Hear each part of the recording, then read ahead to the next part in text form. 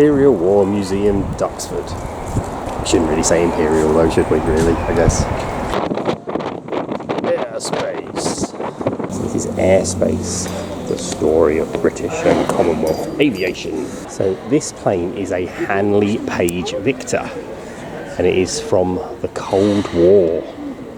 It's very strange looking. The engines are mounted inside the wings. Run, Ollie! Ollie's gonna do it! Yay! Ollie is the winner. You know what? I'm so... No! Ollie, do you know what this is? Do you know what this here is? So if you were a pilot in a plane, this is an ejection seat. So this, if you crash or your plane got shot, you use this and you'd burst out through the cockpit in it, and then it'd have a parachute to bring you down to ground level. And this is a Rolls-Royce engine. This bit is all about the Wright Flyer. So this is the Wright Flyer, which on the 17th of December 1903, Orville and Wilbur Wright made the first powered, sustained and controlled flights, which was the birth of modern aviation. So this is what it looked like in a model, and here is some replica fabric. But over here, what we have here is a piece of fabric from the original plane itself.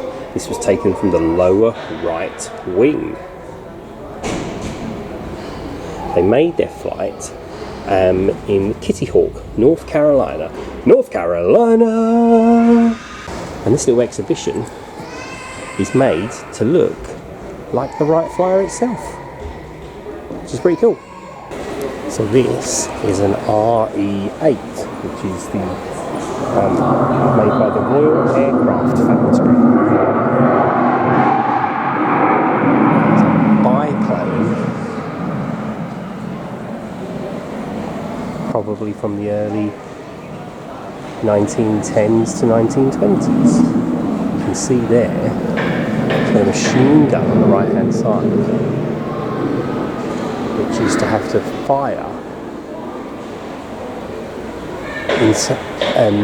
in conjunction with the propeller so that it didn't hit the propeller. So it was set, the timer was set so that it wouldn't go off whilst the propeller was going round, so it'd go in between the blades as it spun. So this plane here is a two-seater, and it's called a Tiger Moth. Quite a famous biplane, this one.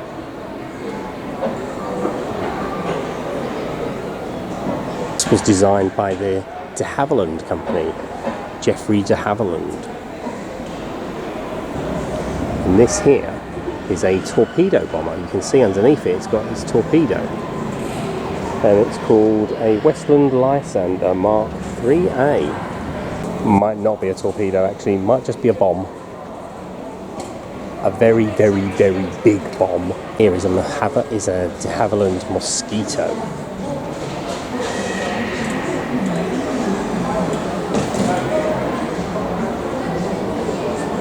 Over here is Concorde.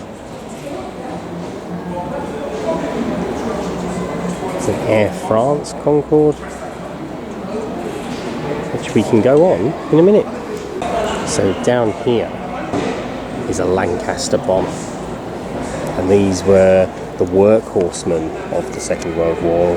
These were what we sent over to Germany to destroy their industry and some of their cities as well.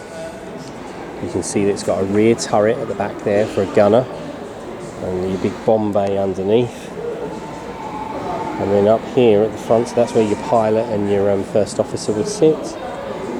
And then down here we've got two further gunnery positions. Well, you've got one gunner position and one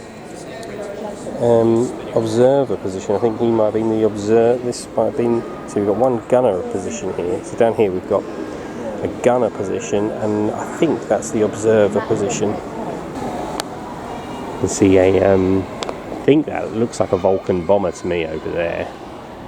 The one with the camouflage livery. And then we can see a helicopter, a Royal Navy helicopter there. And some other BOAC comets. This is a comet, this plane here. This is one of the very first passenger airlines. Again, with the engines inside the wings, not slung underneath. And see here, it has these circular windows. Now, what they found out with these circular windows is that the pressure on them caused them to caused issues. So they had to change the design of those windows, I think, unless I'm making that up. So this helicopter is a Westland Whirlwind, and that plane we were looking at over there, high in the sky, is a de Havilland Dove 6. Right, this is a Comet 4. What gave it away was actually a Comet 4 on the front, and that was also made by de Havilland. So this is Concorde. Whilst it does exist, Josh, you were quite right, it is there. It doesn't doesn't fly anymore. Is that actually one that they actually flew? Yeah, that used to go from, it looks like it was French, so it looks like it, oh no, British Aircraft Corporation.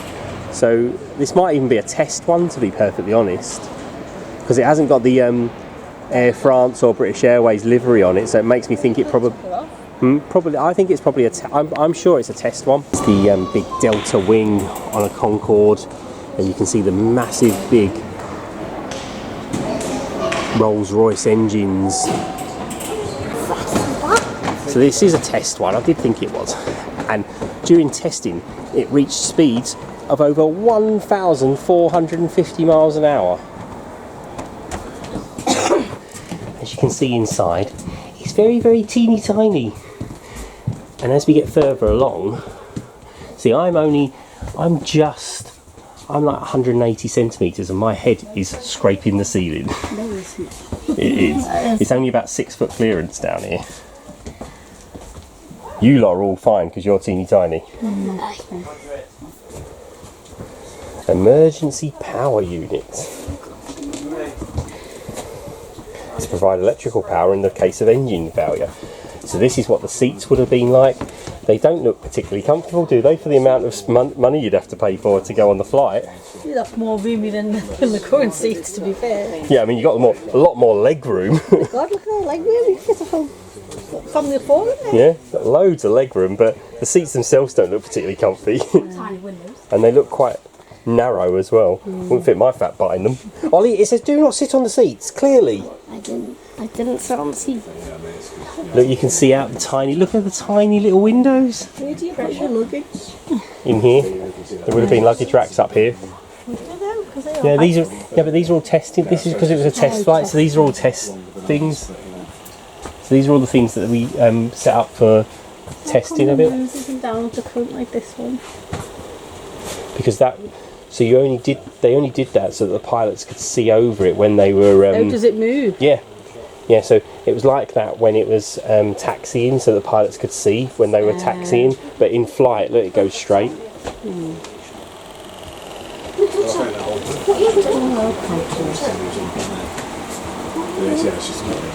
could be having day trips to New York that wasn't that flight. Jerry went up on Concorde once. Really?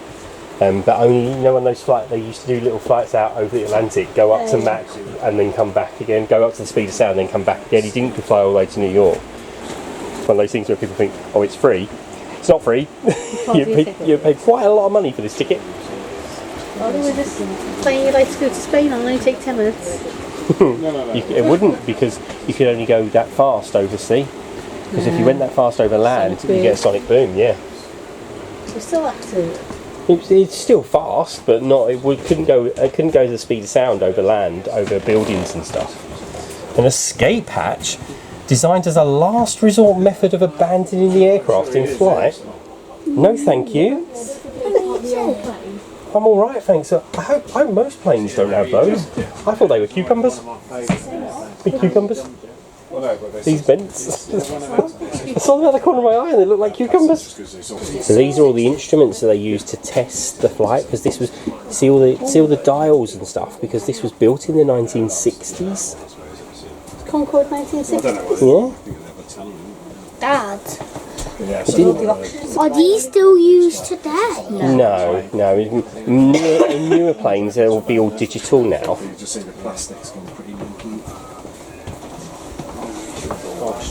But in like some of the older planes you still have these sort of dials and stuff. Abandoned aircraft beacon. But these are wow. Yeah, look here. This is the abandoned aircraft beacon. Can't enter. No, you can't, but you can see what it looks like. Look how cramped it is. Very small, isn't it? That's a lot of dials. That's very confusing. You'd have to be very, very clever to remember all that, wouldn't you? And what buttons to press? Could look at all those buttons. Yeah. What button should we push? Let's just push a random button and hope it works, eh? Radio aids have been identified and no problems at all. So this one was called Miss Moses Lake. See, if you look at the nose there, you can see the line where it. So this plane took off from Fairford in England on the 7th of the 11th, 1974, and landed 2 hours 56 minutes later in Bangor, USA. So this is a BOAC plane. So this is like the precursor to British Airways, I think. So this is the flight deck of this plane, look. That's a very old map. Yeah. I think the British Empire. Yeah, the British Empire definitely fall apart. Yeah. Well, it may not have So fallen this is where the radio it's operator definitely- would have sat. But And this is the pilot. This is the captain and the first officer. And Dad, here would have been the navigator. the British Empire may have not fallen apart, but It's a 1950s Joshua and a 1950s Oliver. This is your ashtray for when you're having a cigarette, Joshua. Yes. These are the wheels on a Concorde. Look how big they are. It was debris burst the tyre that caused the accident in Paris. Yeah. This is what the inside of a British Airways version looked like.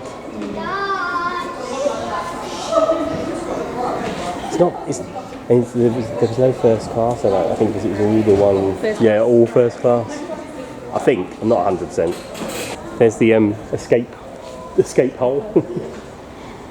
There must have just been something on the test flights, to be fair, mustn't it? Look at all the bombs that they. This is the bomb bay. This is where all the bombs used to stay before they got dropped. This was one of the most important planes during the Second World War. This was a fighter plane that would go up and try and kill try and stop all the other fighters that were escorting the bombers. And they used them for reconnaissance as well. But this was one of the most popular, one of the most well respected and one of the best planes of the Second World War. So this is the underneath of the Vulcan bomber. And this is its payload. This is the bomb bay where its payload would be. Okay, this is this plane is called a Tornado, and these planes are still in service now. They're reaching the end of their lifespan now. These are bombers that we use at the moment. Well, they are reaching the end of their life service. This is the Vulcan bomber. I like the upstairs more. Look at that one there with the guns at the tail. That one there is called a Harrier jump jet, and that, Does it jump? well, it can land vertically. It doesn't need to come down on a runway. It can come down like a helicopter. It's a DH-9, which is a de Havilland DH-9, and it's a bomber from the First World War. It also had a spot at the back for a gunner, and then they'd have bombs that would go underneath the wings in fixed positions, but also I think they might have dropped bombs out of the cockpit as well. This is the fuselage from a Messerschmitt BE-109, BF. Oh, it's a 110, not a 109. So it must be the next one up from a 109. So this one is a Curtiss P-40 Tomahawk. This is an American plane from the Second World War. And this is a Gloucester Gladiator. Well, it will be once it's finished being restored, obviously. The Hawker Nimrod. So these were carrier-based fighters from 1932 to 1939. Catalina flying boat. So this is a B-17 Flying Fortress. It's got Memphis Belle on the front. Yeah, over there, look, it's a triplane. It's called a Fokker, yes. Well done, Mummy. This is a Spitfire. And now I get -2. Mark 9 Spitfire. British bomber called a Bristol Blenheim, which was used during the 1930s and the early parts of the Second World War. It's a Hawker Fury 1, which was the first fighter in the Royal Air Force to exceed 200 miles per hour. You wouldn't think a plane, a biplane would be able to go 200 miles per hour, would you? But look at this one. We're a tiger on the front of it.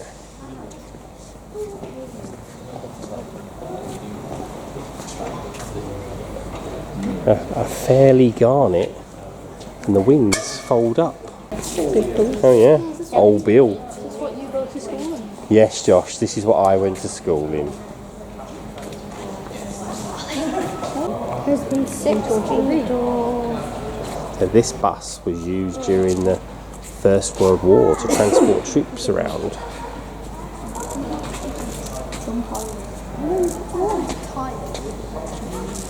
This is a de Havilland Sea Vixen, and the wings fold up so it can be stored probably on a plane. Not a plane, on a ship. Saudi Air Force, this is a BAC Strike Master. Very strange looking plane, that. Field guns, and this is a midget sub. Don't fancy going in that. This is a Hurricane.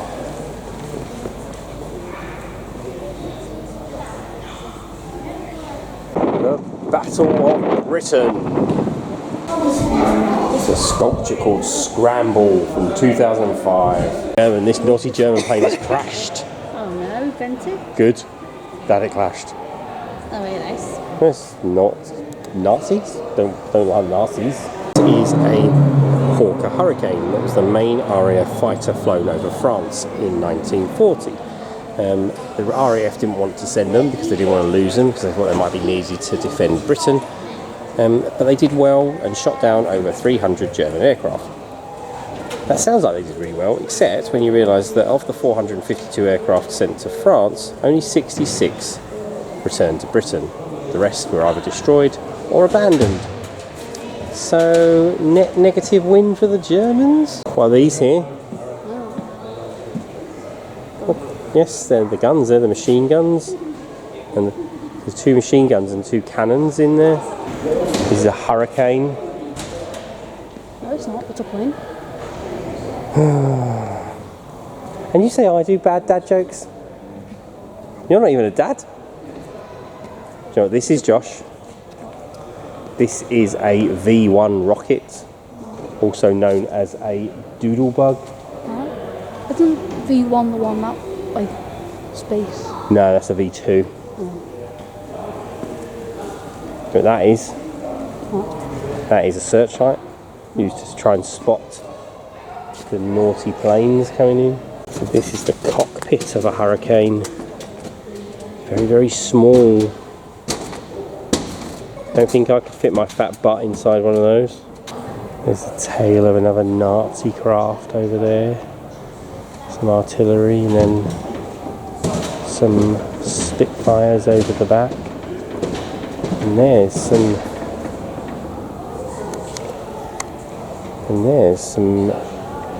guns from a ship.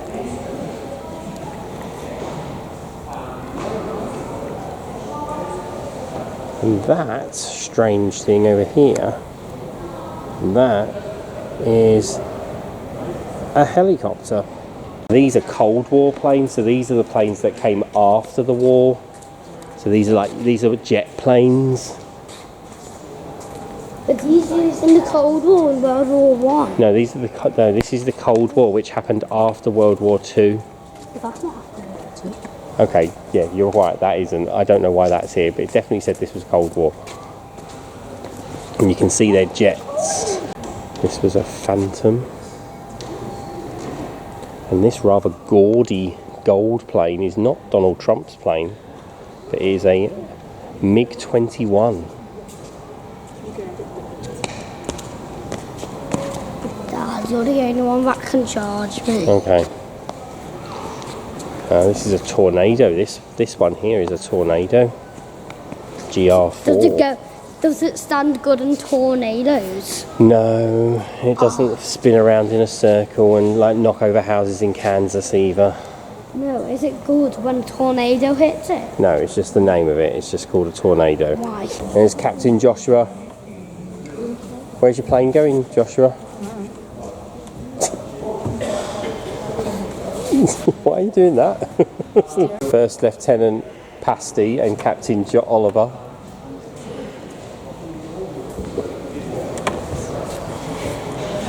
Hello, First Lieutenant Pasty. Now that is a big gun. Please do not climb on this bank. 9.2-inch coastal defence gun.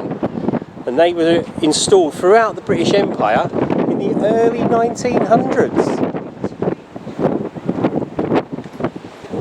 Okay, so these type of guns were used across the British Empire to protect strategically important coastal sites like Gibraltar and Malta and Singapore and places like that. Here is the American Air Museum cafe, and it is designed to look a bit like a engine on a plane maybe, or the fuselage, I'm not sure. This is an A-10 Warthog, which is a tank buster. So it's used for close air support during the Cold War and during the Iraq Wars. It's a very strange looking plane, isn't it? What the something? Right, so its wings must fold out, mustn't they? That big one in the middle is a... Chunky. You know what that one in the middle is called? Well, It's a I think it's a B-52 Flying Fortress. It's the Love Shack. I first to get down there, win. Oh look, there's an SR-71 Blackbird. Josh, first to get all the way down there,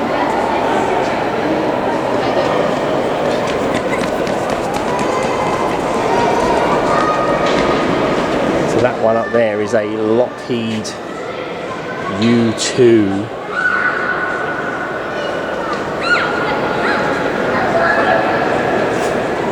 U2C. It's a long altitude spy plane. This is the SR-71 Blackbird that you were flying in your simulator game the other day, Josh. And that there is a Reaper drone. Oh no, that's a Predator drone. That's a Mark 1 Predator drone, not a Reaper at all. Oh, there's that missile from the U2. 8 seconds.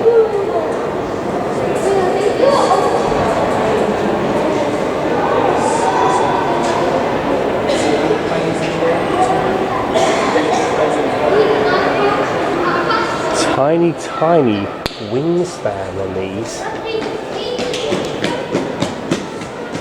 Size of the engine. So this is some of the steel from the World Trade Center in New York from the terrorist attacks on September the 11th, 2001. During the Gulf War, the Americans produced a set of cards for the people that the Iraqi people that they wanted to get, and the Ace of Spades was Saddam Hussein al-Taqiti.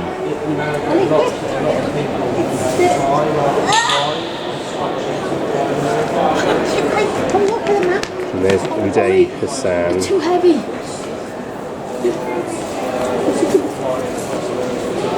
Tortured members of the Iraqi football team. So this here is an actual piece of the Berlin Wall which divided East Berlin from West Berlin. Says my name.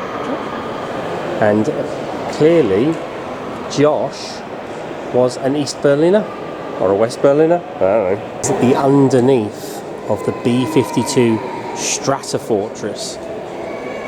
And there it is, dropping its just normal unguided bombs. Indiscriminate bombing.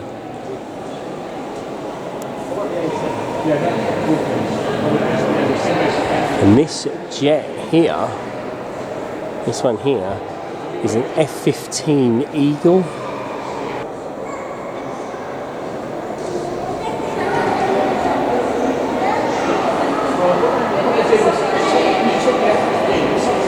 This one's not American, this one's Irish, look. American Irish. A Mustang maybe? I was right. This is a P-51 Mustang. This is a P-47 Thunderbolt. And over here we can see a better view of the F-15 Strike Eagle. That isn't an F-15 Strike Eagle, that is a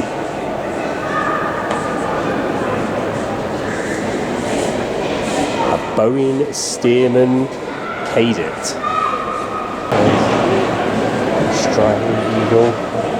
So this is a McDonnell Douglas F-15A Eagle.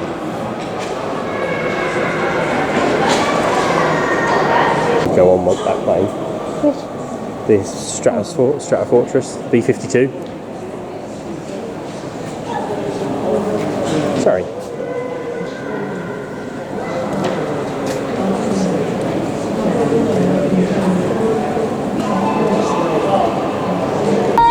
Land warfare. A German 7.5 centimeter mountain gun from pre-World War I. We're going through no man's land. No man. No man. Why are they called scratched? This is First World War. Get off there. They walk on the sandbags. So they used they used railway tracks to get the heavy weapons to and from the front line.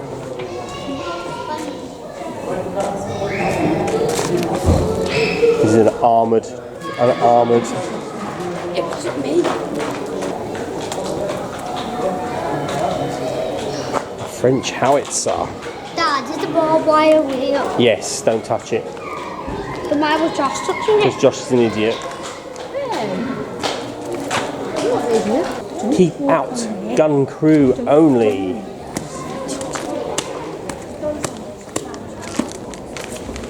Anti-tank gun from the Second World War. German. So this is a 3.7-inch British anti-aircraft gun. This is a British tank, a Mark III British Valentine infantry tank, so that's for infantry support. It was used in desert warfare because it was painted in sand colours.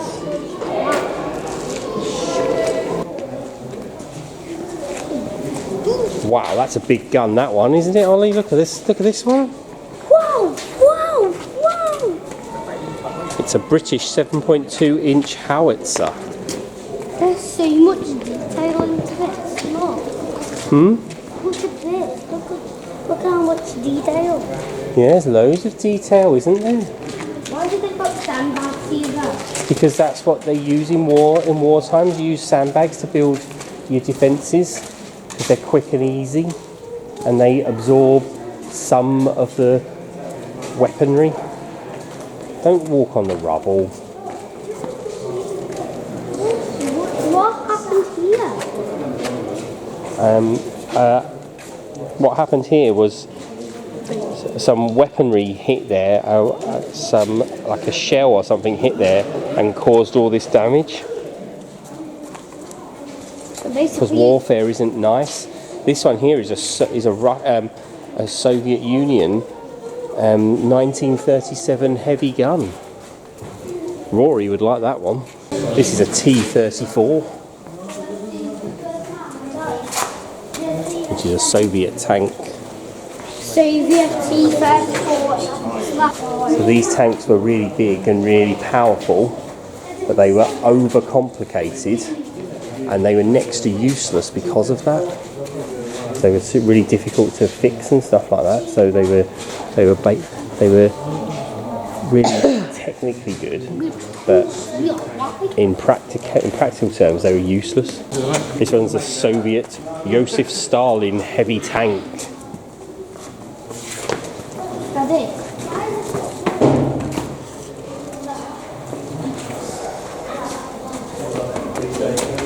This one must have been from the Desert Rats, mustn't it? Monty's tank. So this would have been used in Egypt and Libya. Another German tank there. The bodies. In fact, that looks like a self-propelled gun rather than a tank. Yeah. Oh, it's a tank destroyer.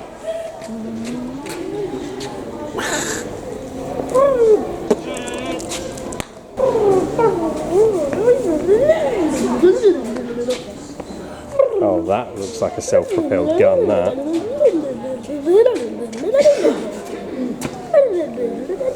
Yeah, so this is a self-propelled gun rather than a tank.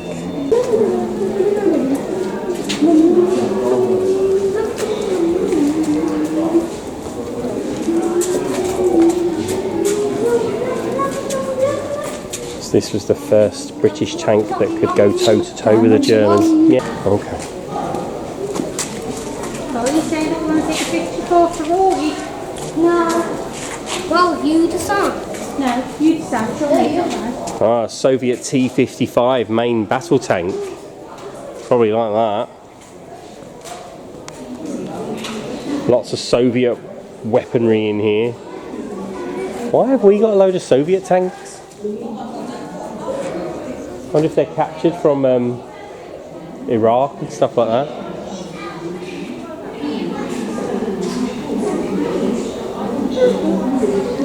A British Conqueror heavy tank. This is the British Conqueror heavy tank, right? I don't mean to be pedantic. I think most of the tanks are quite heavy. Sure, this is Saxon Internal Security Patrol Vehicle. It's been very naughty. It's in jail.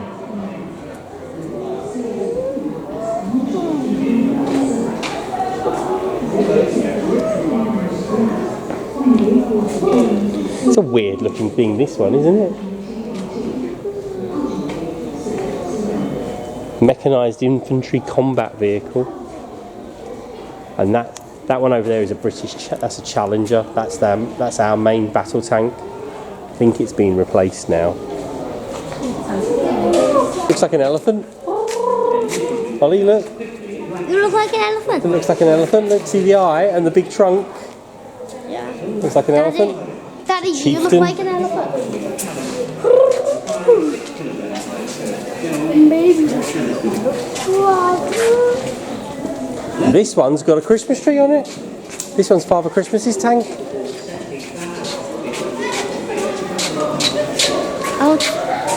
Ollie, has Josh farted again? Yes.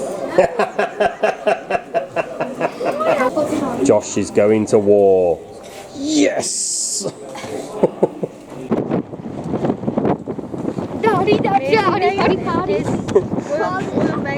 This is a mail plane.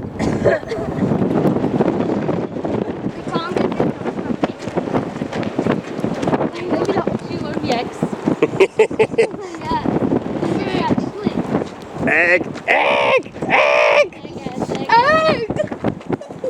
Oh, you want egg? I used to like Monarch. Where did we go on Monarch? We went to Mallorca, maybe? Yeah. We're going to. I mean, it was a bit new. It was a bit newer than this, though. Yeah. Monarch. These plays are okay. That's not a monarch. That's not a monarch. What? These plays are okay for bird strikes. Yeah. That's not a monarch. That's like the plane you flew from City Airport down to Liverpool, isn't it? Dad, that's not a monarch. That's a plane. I'm so funny. No, you're not. I'm so funny.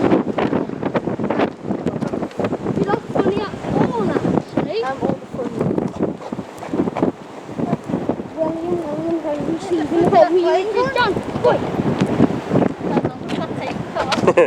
Looks like Lisa's dad's been trying to fix this one.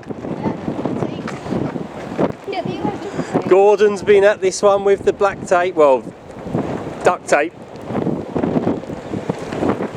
Wait for the bottom. I'm telling Brian not to say that. Very windy day in Duxford.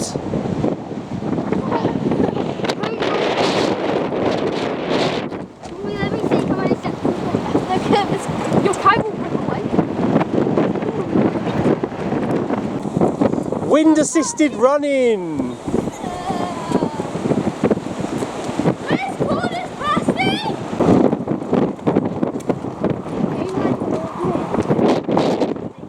Play area here at Duxford, which is under construction. And this is what it will look like afterwards. So next year, it'll look amazing. You have been watching Munchy Road Hippopotamus. Follow us on Twitter at Munchy Road and on Instagram at Munchy Road Hippopotamus. Don't forget to like and subscribe if you enjoy the content and tell us about any adventures that you have.